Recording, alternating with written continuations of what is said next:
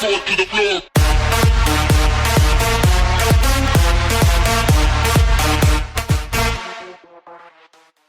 Hello everybody, what is up? My name is Killsteam. I am back with another awesome Call of Duty Infinite Warfare video for today, guys. And today's Call of Duty Infinite Warfare video is something very cool. It is a storyline of Call of Duty Infinite Warfare, and the storyline is very cool. I'm going to be reading a lot of stuff to you guys today, and here we go, guys. So the beginning. The story begins on Earth, where the world organizations known as the UNSA have gathered at Geneva, Switzerland for the Fleet Parade Week. The entire Fleet Week parade is sponsored by the Solar Alliance Treaty Organization, the SATO. The SATO. The week's celebration is ended abruptly. However, as the Settlement Defense Front, the enemy group in Call of Duty Infinite Warfare, strikes the city, SDF, according to Game Informer's newest magazine issue, is trying to get complete control of the galaxy. Infinite Warfare's story stays within our solar system. Infinity Ward has confirmed.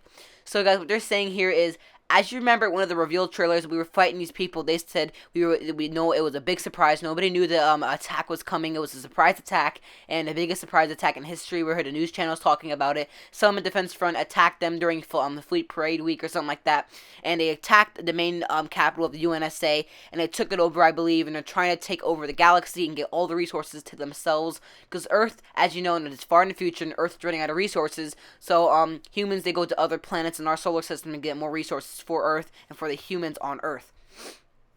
The basis of the story for Infinite Warfare is the fight for resources as the availability of Earth's resources is starting to fade away. Following SDF's attacks on Geneva, everything's in chaos. Enemy drop pads are landing across the area with SDF soldiers coming out ready to take control. SDF has a two-pronged assault, and when they start to attack their own on Geneva. A sleeper call takes down Earth's planetary defense systems, while also ground forces attack to take down world leaders. The sleeper call that attacks in Geneva is called WWII. They have slowly waiting and planned for years to make their attack. So as you know, the SDF is an enemy group in Call of Duty Infinite Warfare, and they plan years to have this attack on the UNSA. And they're not from Earth, they're not aliens or anything, but they have their own way of living outside of Earth, and they want to take it over for themselves, and they think Earthlings are very weak. So yeah. Players play through the entire campaign as Captain Nick Reyes. Reyes starts off with fighting on the ground in the opening mission, attempting to take down the enemy forces, but quickly the actions transition to the Jackal flight as SDF forces are taking down Earth's defense systems. Following this opening missions, Reyes is promoted from a lieutenant to a captain, who takes command of one of the remaining ships available, the Retribution. At the Retribution, players have great control over which mission they want to play next. The entire story in Call of Duty Infinite Warfare can be played linearly, but there is also side missions.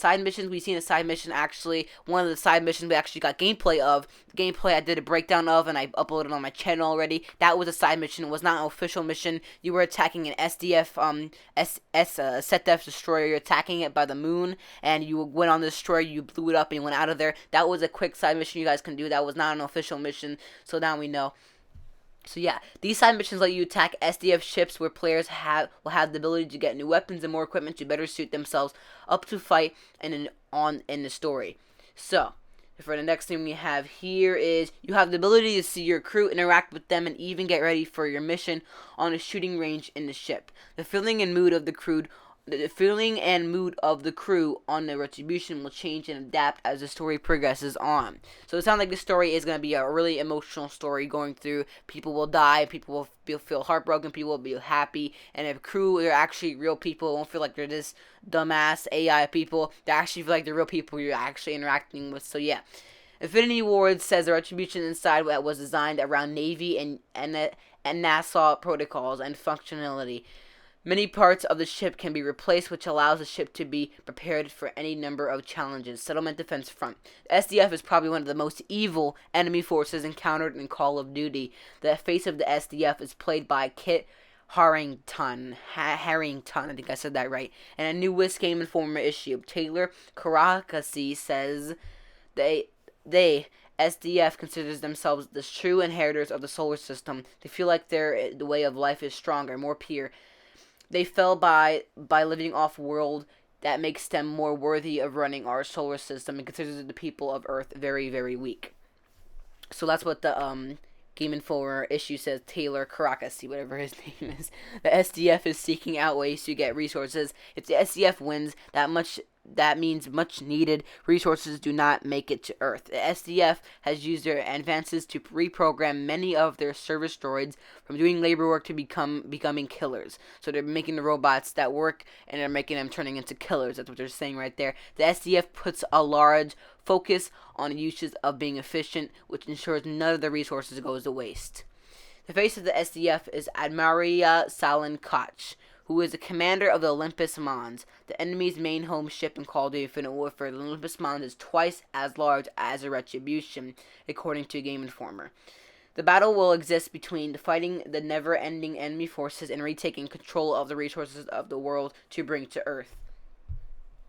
Infinity Ward has put an emphasis to state this story is trying to bring that classic war style back, soldier on soldier, while still taking Call of Duty to a brand new setting. So it looks like this Call of Duty storyline will be very, very great, guys. And we haven't actually seen an official mission yet. People at E3 actually did see an official mission, one of the first official missions.